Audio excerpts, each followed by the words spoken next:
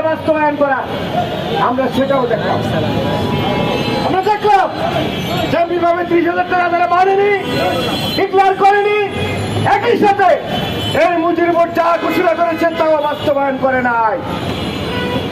তারা মজুরি বোর্ডের দায়িত্ব ঘোষণা করা, এটা প্রজ্ঞাপন আকারে বাস্তবায়নের জন্য তৎপরতা চালাবে সরকারের শ্রম দপ্তর, কলকারখানা প্রতিষ্ঠান, পরিদর্শক, তারা সেই দায়িত্ব পালন করে নাই।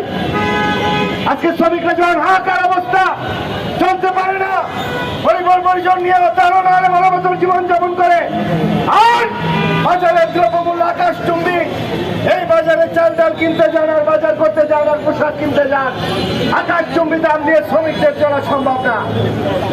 সেই কথা বলার পরেও তারা কর্ণপাত করতেছে না, এই মজুরিও তারা বাস্তবায়ন করতেছে না। এই ন্যূনতম মজুরি যদি বাস্তবায়ন করে তাহলে তাদের দায় রয়েছে, যা ডিক্লার করেছে তা বাস্তবায়ন করা, তাও তারা করছে না। এমন তো অবস্থায় আমাদের সভা সমাবেশ, কর্মী সভা, বিক্ষোভ মিছিল, কর্মসূচির ধারাবাহিকতায় আমরা আজকে প্রেস ক্লাবে মিলিত হয়েছি। আমরা এখান থেকে সরকারি দপ্তরে স্মারকলিপি দিয়ে তাদেরকে জানান দিব, আলটিমেটাম দিব, অতদিনের মধ্যে মজুরি ঘোষণা করো, বাস্তবায়ন করো।